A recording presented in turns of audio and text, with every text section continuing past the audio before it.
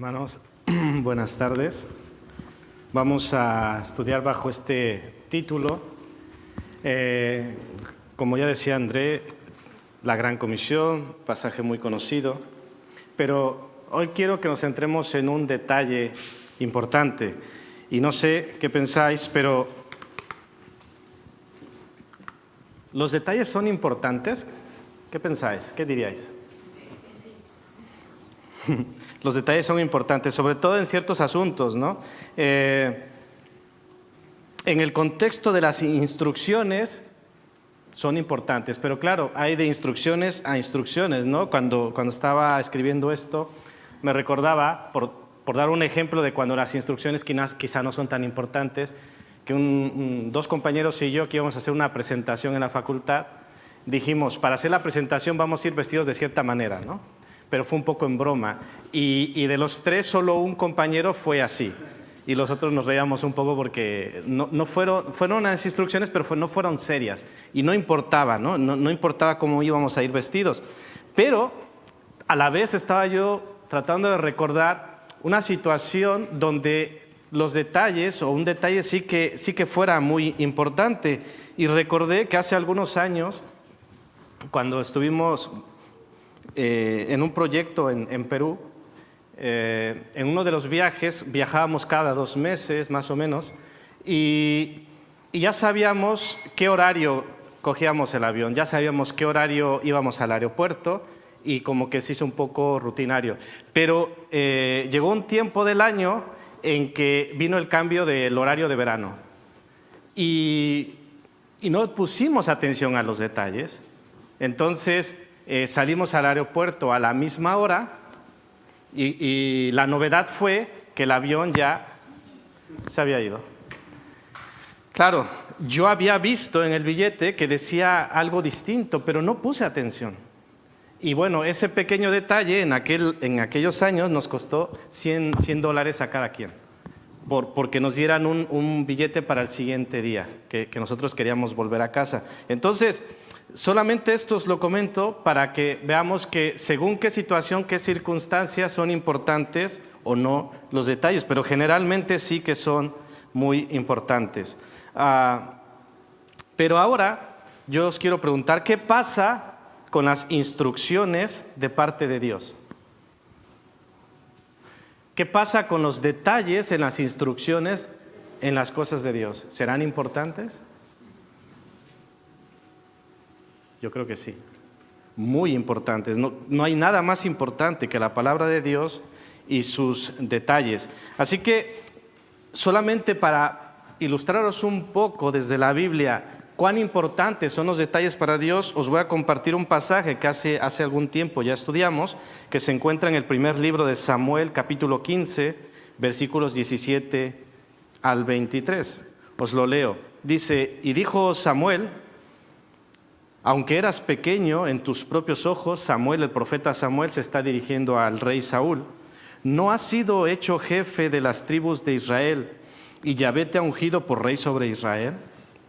Y fijaros, y Yahvé te envió en misión, y dijo, ve, destruye a los pecadores de Amalec, y hazles guerra hasta que los acabes. ¿Por qué, pues, no has oído la voz de Yahvé, sino que vuelto al botín has hecho lo malo ante los ojos del Señor?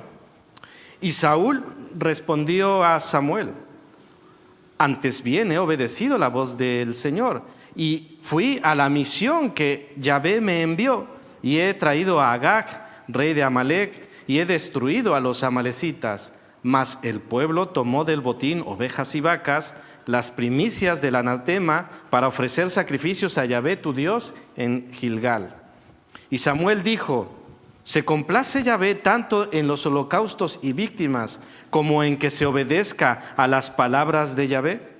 Ciertamente el obedecer es mejor que los sacrificios, y prestar atención que la grosura de los carneros. Porque como pecado de adivinación es la rebelión, y como ídolos e idolatría la obstinación. Por cuanto tú desechaste la palabra de Yahvé, Él también te ha desechado para que no seas rey. Bueno, Este pasaje, que a algunos de vosotros sonará conocido, el Señor le dio una misión a Saúl. Le dijo, ve y destruye, acaba con todos los amalecitas.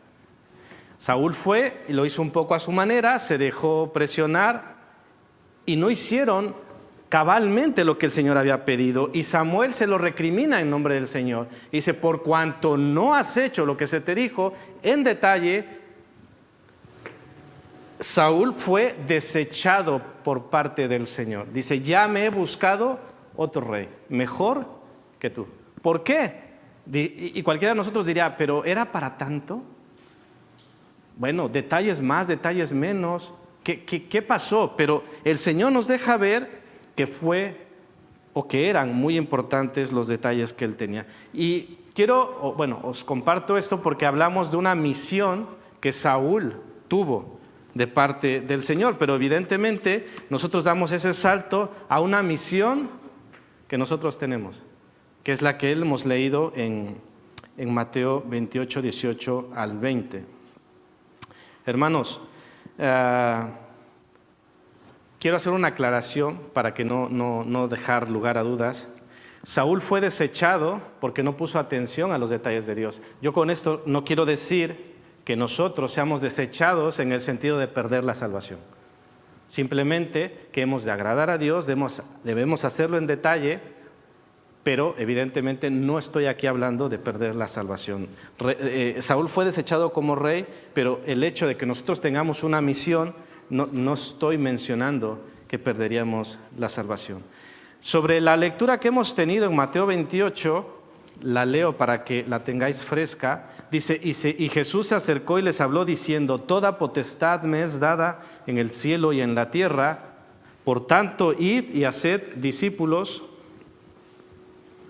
a todas las naciones, bautizándolos en el nombre del Padre y del Hijo y del Espíritu Santo, enseñándoles que guarden todas las cosas que os he mandado. Y he aquí yo estoy con vosotros todos los días hasta el fin del mundo. Conocemos esto como la comisión o una misión. ¿Qué detalle llama tu atención? El Señor nos está dando una comisión, nos está enviando y recordemos que los detalles importan. Entonces, claro, tengo que ver las instrucciones bien de lo que el Señor me está pidiendo, de lo que el Señor nos está pidiendo, porque si no a lo mejor voy y hago algo que yo entendí o que yo pensé o que malentendí. Entonces, el Señor me dice una instrucción clara. ¿Qué detalles llama la atención en estas instrucciones? ¿A qué detalle debemos poner atención? Puede haber más de uno. Hoy nos vamos a enfocar a uno. ¿Hay algún detalle que os llame la atención? Vale, id y haced discípulos. De ahí de esa frase, ¿qué es la que más? Podríamos coger el id, hay que ir, pero no habla de volver.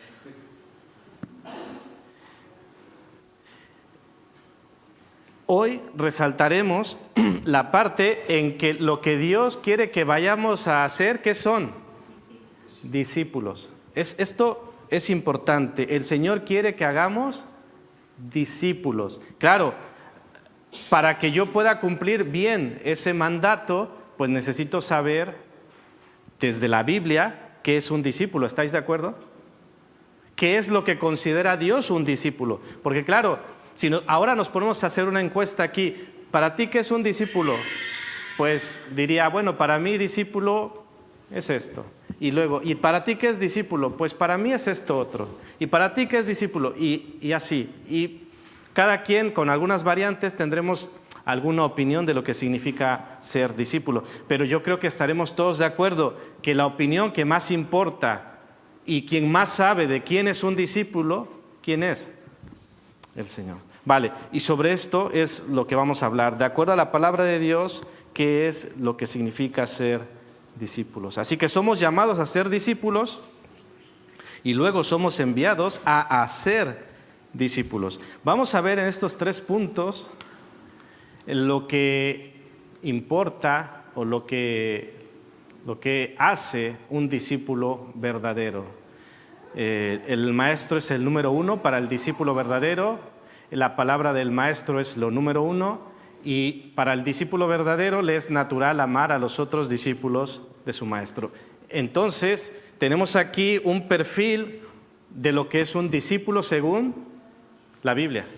Y no perdamos de vista que ese perfil es el que el Señor nos envía a hacer. Quiero que hagáis discípulos de estos, no de los que nosotros querramos hacer o lo que sea, no, de estos. Así que no sé qué pensáis, si es una misión fácil o no, pero es a lo que nos envía el Señor. Vamos a ver el primer punto, el maestro es el número uno. Dice, bueno, vamos a leer varios versículos, pero vamos a empezar con Lucas 14:33, sobre mis posesiones. Y digo mis posesiones porque al final todo es del Señor. Dice así: así pues, cualquiera de vosotros que no renuncia a todo lo que posee no puede ser mi discípulo. ¿Qué os parece? Son de estos versículos muy confrontantes, podrían decir algunos muy duros, pero son palabras del Señor y es muy claro y contundente. Si cualquiera de vosotros que no renuncia a todo lo que posee no puede ser mi discípulo. En otras palabras, si no renuncias a todo lo que posees, no puedes ser un verdadero discípulo de Jesús. Y si además no ves, si ya eres un discípulo de Jesús, pero como hemos sido enviados a ser discípulos, si no vemos que la gente a la que le estamos ministrando, si no vemos que a la gente que le estemos enseñando, a los que estemos discipulando, son capaces de dejar todo, de renunciar a todo lo que posee por Jesucristo, por tanto no puede ser discípulo. Y por tanto yo no estoy haciendo discípulos, porque el discípulo debe renunciar a todo lo que posee. ¿Qué os parece esto?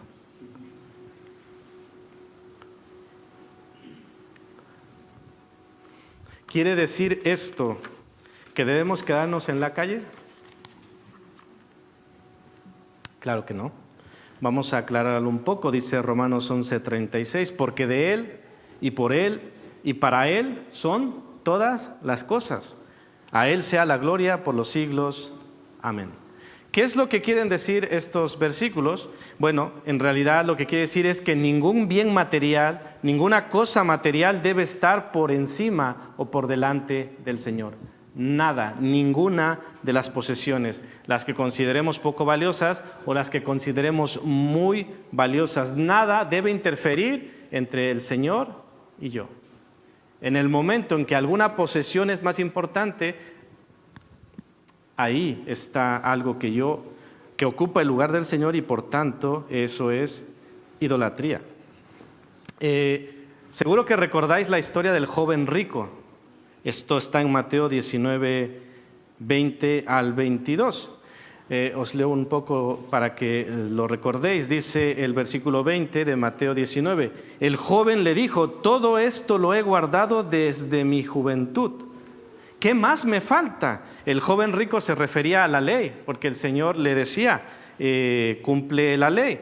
Y sobre esta ley que es no matarás, no adulterarás, no hurtarás, no dirás falso testimonio, honra a tu padre y a tu madre, este joven dijo, todo esto lo he guardado desde mi juventud.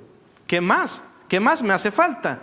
Y aquí viene la parte donde el Señor le confronta con su realidad y le dice, si quieres ser perfecto, anda, vende lo que tienes y dalo a los pobres, y tendrás tesoro en el cielo, y ven y sígueme. Y oyendo esto, el joven, esta palabra, se fue triste porque tenía muchas posesiones. Este joven, amando más sus posesiones que al Señor, no podía ser discípulo de Jesús. Por eso los discípulos de Jesús habían dejado todo. Pedro se lo decían sus discípulos, hey, nosotros hemos dejado todo por ti. Le habían seguido. Podían ser sus discípulos, pero no todos podían ser sus discípulos, como el caso de este joven rico. Y es una característica del discípulo verdadero, que no haya ninguna cosa material que impida su relación con el Señor. Y si esto os parece demasiado, el segundo punto quizá os parezca un poco más de arrancarse los cabellos. Dice el inciso B sobre mi familia. El Maestro, Jesús, es el número uno sobre mi familia. Dices, bueno, sobre mis posesiones te lo admito ahí un poco, pero sobre mi familia te estás metiendo en terreno pantanoso.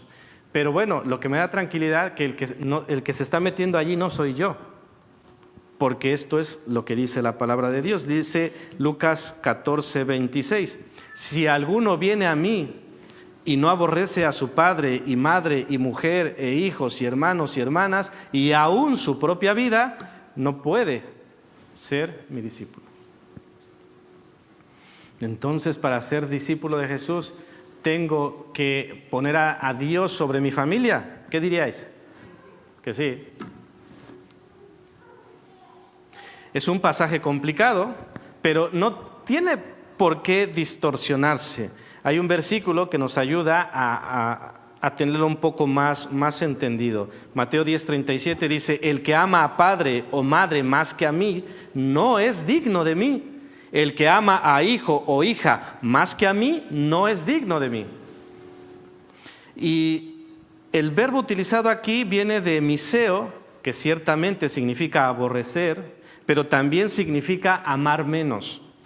También significa desatender, también significa descuidar. Y lo que está pasando en estos versículos que he leído de Lucas es que se trata de una hipérbole, es decir, una figura de lenguaje que simplemente tenía como fin establecer un fuerte contraste entre nuestra lealtad para con Dios y nuestra lealtad hacia la familia. Es una hipérbole, es una exageración del lenguaje para que nosotros sepamos cuál es el lugar de Dios y cuál es el lugar de nuestra familia, que lo tengamos muy claro. Y así como con las posesiones, lo que Jesús está demandando es que no amemos a nadie antes que a Él, que nadie esté por delante de nuestro Señor. Y de alguna manera podemos entender por qué esto es bueno, porque todo lo que el Señor dice y pide es bueno, aunque de pronto podremos decir, es que esto me suena demasiado, es que esto no lo entiendo y no sé de qué manera puede ser bueno. ¿Alguno de vosotros puede ver por qué es bueno que el Señor sea mi número uno por sobre todas las cosas y sobre todas las personas? ¿Por qué será bueno?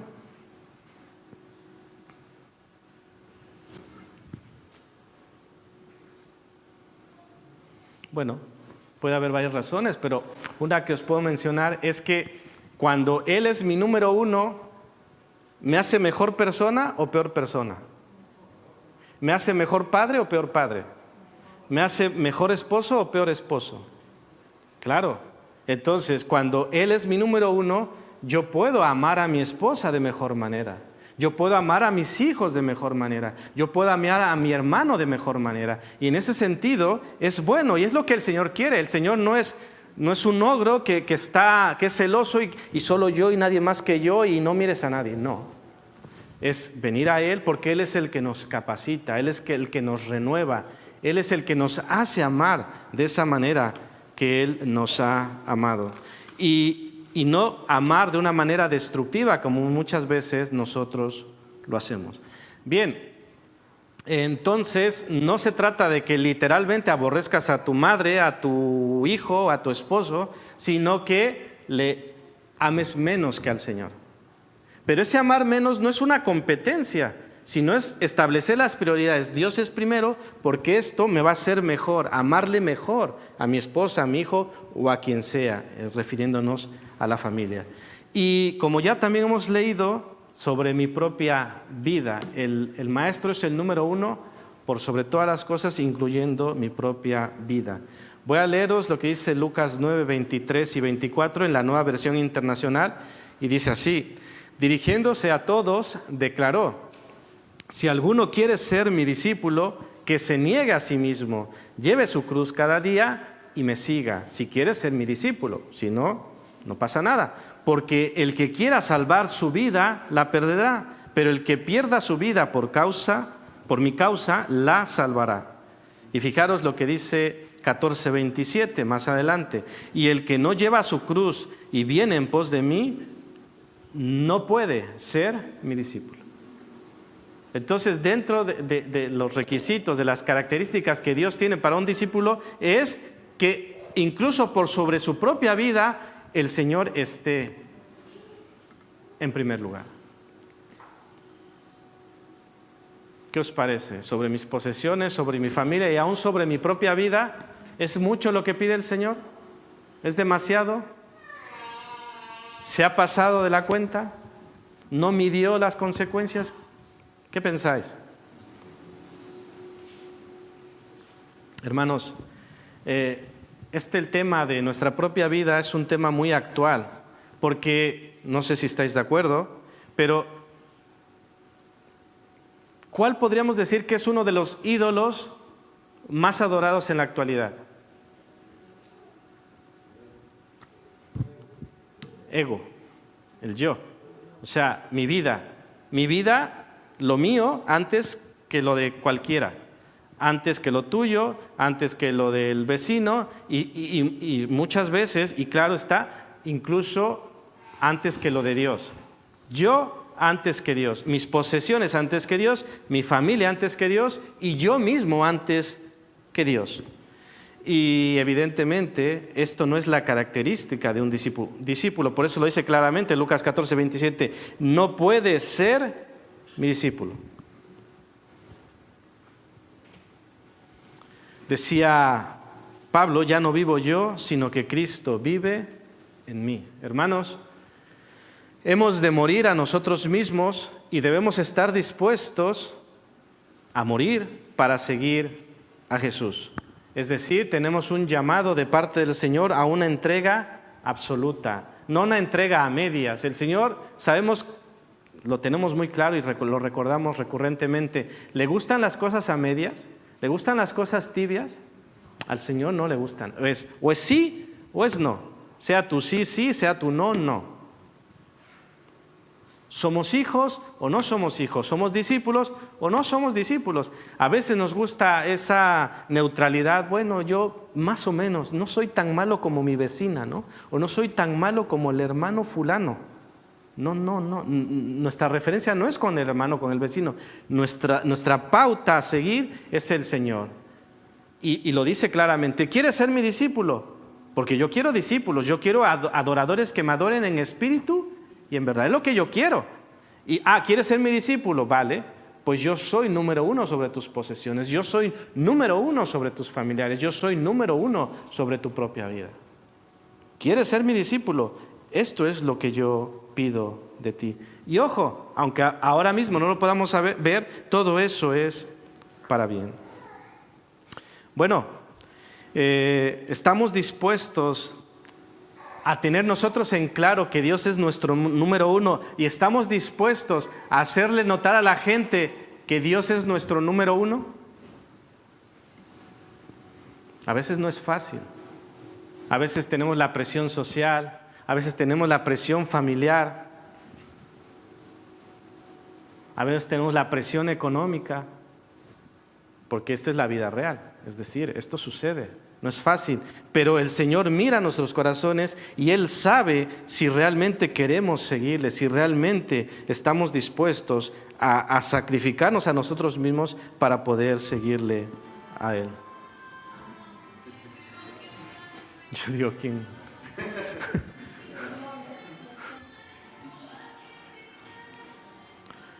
Y son preguntas complejas, pero que debemos planteárnoslas. ¿Tus padres ocupan el lugar de Dios? ¿Tu esposa ocupa o tu esposo ocupa el lugar de Dios? ¿Tus hijos ocupan el lugar de Dios?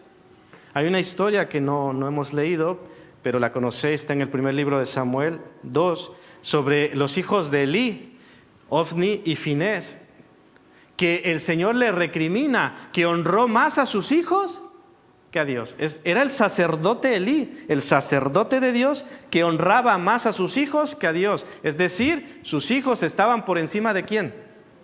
De Dios. Y lo que diría ahí, no puede ser mi discípulo. y bueno, no quiero seguir con la historia, pero hubo consecuencias terribles para sus hijos que tuvieron que morir por lo que hacían mal delante del Señor. Hermanos, sobre la cuestión extrema de ser discípulos, sobre la, entre comillas, alta exigencia que Dios tiene hacia nuestras vidas, es difícil pensar en cosas tan fuertes como el tema de la familia, cuando muchas veces ya no hay ni que llegar a estos temas para hablar de agradar a Dios con temas extremos como estos, sino que a veces incluso en lo poco no llegamos, no damos ese paso, mucho menos lo daremos en grandes cosas como las que hemos hablado. Cuando yo planteaba esto, pensaba en Pedro. Recordemos a Pedro cuando Jesús anuncia que él iba a padecer. Pedro dice, nada de esto te acontezca. Y cuando el Señor dice que ellos se dispersarían, dice, no. Dice, aunque todo mundo te niegue, yo no haré eso, yo estaré firme. Es decir, estaré dispuesto a morir. Él pone un nivel alto de lo que estaba dispuesto a hacer, lo mucho. Estoy dispuesto a morir. Pero como se dice, en lo poco se ve, y justo en la historia, en el relato más adelante, vemos a Pedro cuando Jesús estaba en momentos críticos, en el Getsemaní, que estaba por ser entregado a la cruz, y Jesús le pide a Pedro y a dos más que se acerquen con él a orar, y que estén con él y que velen en oración con él. Y cuando Jesús vuelve de orar, ¿cómo los encuentra? Durmiendo. Y hay un evangelio que dice específicamente, Pedro, ¿no has podido velar una hora conmigo? Es decir, tú, Pedro, que me has dicho que morirías por mí, lo mucho, no has podido velar por mí una hora, lo poco. ¿Sabéis lo que quiero decir? Que a veces decimos, Señor, yo por ti, madre mía, haré lo que sea, y luego no somos capaces de llegar a la hora, por decir una cosa. Es decir, prometemos grandes cosas e incumplimos en pequeñas cosas. Le pasó a Pedro y nos pasa a nosotros. Así que en ocasiones no es necesario ni siquiera hablar de grandes cosas como familias, posesiones o vidas, cuando no somos capaces de quitar o de dejar pequeñas cosas por Dios. No puedo hablar de familia cuando ni siquiera puedo quitarme pequeños vicios o pequeñas adicciones, pequeñas indisciplinas. ¿Sabéis lo que quiero decir? Entonces, el discípulo verdadero, o para el discípulo verdadero, el maestro es el número 1. Y no hay 1,5, 1.1, el número 1. Vamos, que para el discípulo verdadero la palabra del maestro también es lo número 1. El discípulo, por propia definición, ha de pasar tiempo con el maestro. Lo entendéis, ¿no? Es como, sí, se sobreentiende. El discípulo ha de pasar tiempo con el maestro. Los discípulos de Jesús fueron elegidos para que estuviesen con él. Marcos 3:14. Es decir, los eligió para que estuviesen con él. No los eligió para que, fueran por allí y cuando quisieran estuvieran con él. Así que todo discipulado empieza cuando pasamos tiempo con el maestro. No podemos pensar que somos discípulos si no pasamos tiempo con el maestro. Y podemos pasar tiempo con el maestro muchas veces y principalmente cuando pasamos tiempo en su palabra. Fijaros lo que dice Juan 8:31 y 32. Dijo entonces Jesús a los judíos que habían creído en él: si vosotros permaneciereis en mi palabra, seréis verdaderamente mis discípulos y conoceréis la verdad y la verdad os hará libres. Fijaros lo que dice: si permanecéis, seréis mis discípulos. Y por contraste, si no permanecéis en mi palabra, no seréis mis discípulos. Es como natural, normal, automático. Así que si somos seguidores auténticos del Señor, vamos a pasar tiempo en su palabra. Es la característica de un discipulado. Y no perdamos de vista que lo que Jesús pide y envió a hacer, ¿qué es? Discípulos. Es lo que Él quiere, discípulos. Cuando nosotros vengamos a dar cuentas y digamos, bueno, hay una personita que hay más o menos, parece que cree, simpatiza, y el Señor dirá, a ver, y entendedme, no me malinterpretéis, lo que yo pedí, el detalle, la instrucción es discípulos. Por eso decía lo de la atención a los detalles. Así que, hermanos, para el discípulo, para el verdadero discípulo, no es normal que no pase tiempo en su palabra, porque el Señor lo dice claramente, si vosotros permanecéis en mi palabra, seréis verdaderamente mis discípulos. Así que, aunque nos confronte y aunque nos suene fuerte, si yo no paso tiempo en su palabra, tendría que cuestionarme si soy discípulo. A lo mejor soy simpatizante, a lo mejor soy creyente, pero discípulo. De acuerdo a la palabra de Dios, no. De acuerdo a la palabra de Dios, no soy discípulo si no permanezco en su palabra. Y por supuesto, el tiempo con los suyos. Es decir, también por lógica, Dios nos ha llamado a nosotros, pero también ha llamado a otros. Y cuando me llama a mí y llama a otros y le seguimos, eso por cuestión natural, ¿qué va a pasar? Que tengamos comunión unos con otros. ¿Por qué? Porque tú sigues a Jesús, yo sigo a Jesús, tú sigues a Jesús, pues estamos llamados a caminar juntos. Entonces paso tiempo con el Maestro y paso tiempo con los suyos. Así que, y encima, como dice el Salmo 133, esto es y debe ser bueno y agradable. Cuán bueno y cuán agradable es esto de estar juntos los hermanos en armonía. Así que esto es tan natural cuando tú coges el tren para cualquier sitio, para Valencia. Hay otras personas que van a Valencia. ¿Y qué tienes que hacer con esas personas?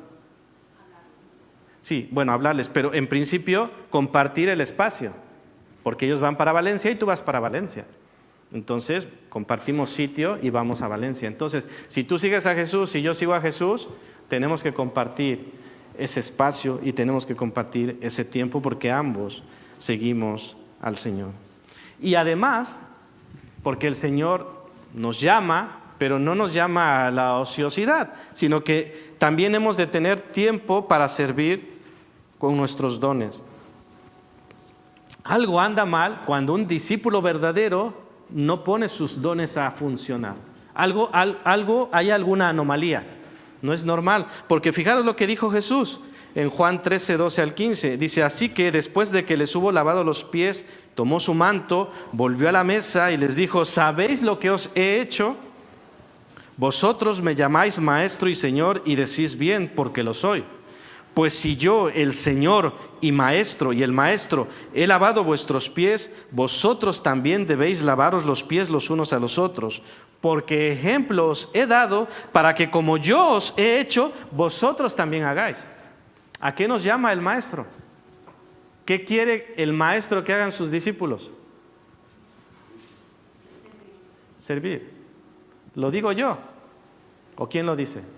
El Maestro, el Señor, el buen pastor. Y dice, así como yo os lo he hecho, así vosotros. Y entended, hay que discernir, no estamos hablando que aquí ahora todos a la salida nos pongamos a lavarnos los pies, que nos vendría bien a algunos, ¿no? Pero que entendamos, ¿no? El plan es servirnos con nuestros dones. Tú tienes un don que yo no tengo y ese don edifica la iglesia. Y el don de mi hermano, de mi hermana, edifica la iglesia, que es el cuerpo de Cristo, ¿no? Como Antonio decía en la mañana. Es decir, el que persigue a la iglesia, ¿a quién persigue? A Cristo. Claro, porque la iglesia es el cuerpo de Cristo. Entonces tú y yo somos la iglesia de Cristo y tú y yo edificamos a la iglesia, lo cual es muy importante. Por eso Jesús decía, me persigues a mí. ¿Por qué? Porque le importamos y es importante a lo que somos llamados como iglesia para cumplir esa gran comisión que el Señor nos ha dado. Así que sería bueno preguntarnos, como discípulos de Jesucristo, si estamos permaneciendo en su palabra o no estamos permaneciendo en su palabra. ¿Estamos disfrutando la comunión con los otros discípulos o no la estamos disfrutando? ¿Estamos sirviendo o no estamos sirviendo? Son preguntas que tenemos que hacernos delante del Señor como discípulos de Jesucristo. Y quizá un poco en la misma línea, el tercer punto que tiene que ver con la comunión. Pero aquí hay una palabra que resalta. No solo es tener comunión con mis hermanos, no solamente es compartir espacio con mis hermanos, sino hay una palabra que es radical. Le es natural amar. Claro, no es lo mismo, bueno, comparto sitio contigo, te soporto, te tolero un poco, te amo como el Señor me ha amado. Pero fijaros lo que dice, primera de Juan 4:20 al 21, dice, si alguno dice, yo amo a Dios y aborrece a su hermano, es mentiroso. Qué palabrotas, ¿no? ¿Cómo? A mí no me gusta que me digan que soy mentiroso, pero dice, bueno, si tú dices que amas a Dios y aborreces a tu hermano, entonces eres mentiroso. Pues el que no ama a su hermano, a quien ha visto, ¿cómo puede amar a Dios a quien no ha visto? Y nosotros tenemos este mandamiento de Él, el que ama a Dios, ame también a ¿quién? A su hermano. Tenemos ¿qué? Mandamiento. ¿De parte de quién?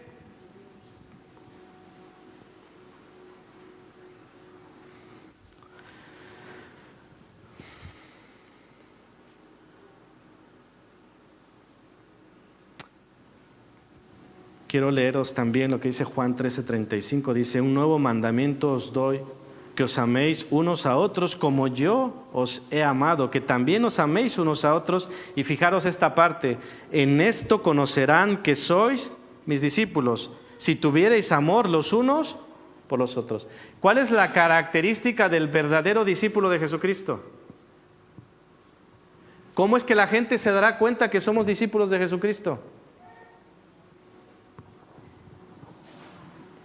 En que nos amemos los unos a los otros. ¿De qué manera?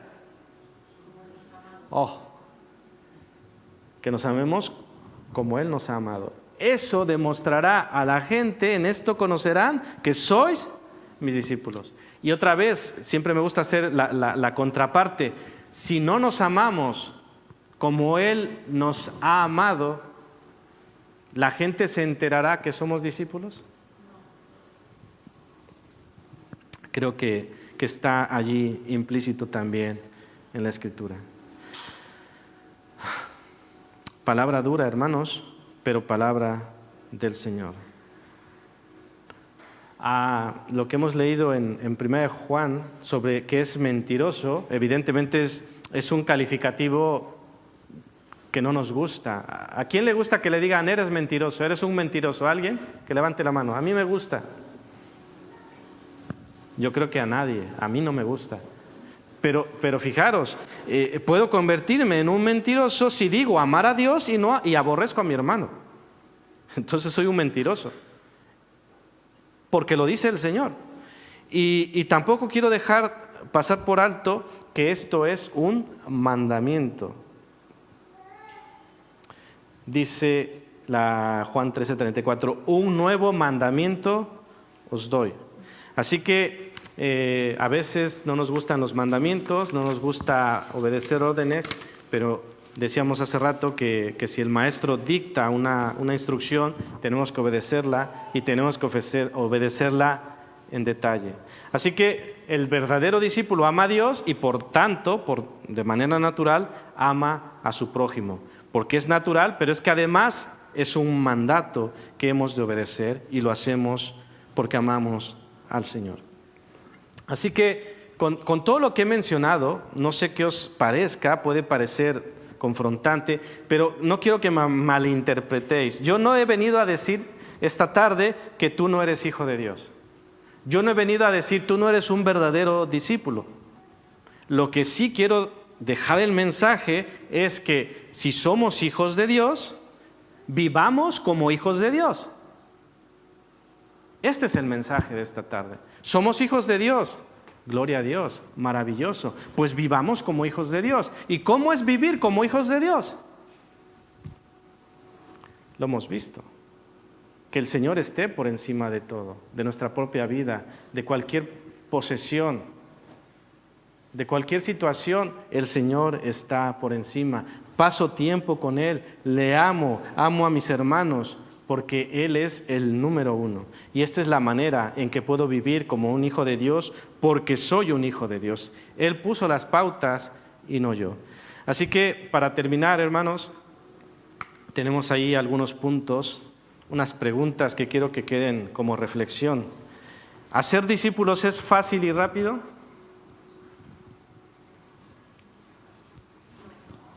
No. A veces malinterpretamos como decir, ya tuve un discipulado de 2 meses. No. ¿Que tuviste un discipulado de 2 meses? Pues maravilloso. De verdad, es muy bueno. Pero ¿ya terminamos? No. Si seamos honestos, ¿cuántos queremos ser discípulos de la manera bíblica? Recordad lo que hemos mencionado. Si quieres ser discípulo a la manera bíblica, tienes que amar a tu hermano como el Señor te ha amado. Si quieres ser discípulo de la manera bíblica, tienes que estar dispuesto a tomar tu cruz y seguirle. Si quieres ser discípulo a la manera bíblica, tienes que despojarte de ti mismo, morir al yo. ¿Quién dice yo?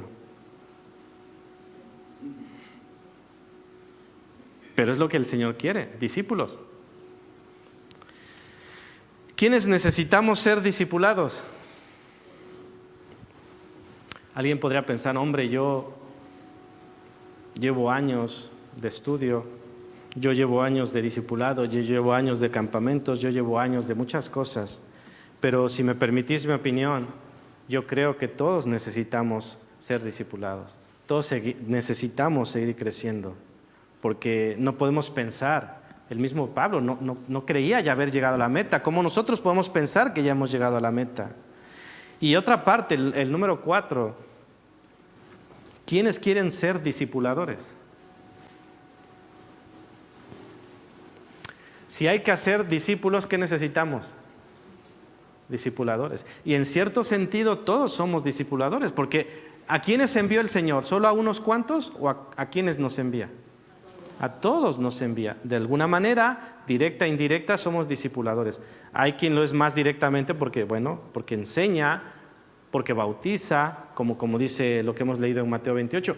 Pero eso no quiere decir que todos, como cuerpo de Cristo, participemos y colaboremos con esta obra. Y ser discipuladores, evidentemente, significa ser discípulo. Para ser discipulador hay que ser discípulo. Y para ser discípulo, lo que hemos visto y estudiado. Y no es fácil. No es fácil, pero es necesario de parte del Señor. Os pongo ahí en el punto número 5 una frase que leí de un comentarista, que igual puede ser un poco cruda, pero es para reflexión. Dice, hay iglesias llenas de gente, pero no necesariamente llenas de discípulos. ¿Será esto posible? ¿Puede ser que esto pase? Iglesias llenas, pero no de discípulos. Y el Señor quiere que las iglesias estén llenas ¿de qué? De discípulos. El Señor quiere discípulos. El Señor quiere verdaderos adoradores que le adoren en espíritu y en verdad. Así que es bueno preguntarnos, ¿qué fruto estamos dando las iglesias? Estamos... Y entendedme la expresión estamos, porque esto es del Señor y el que da fruto es el Señor.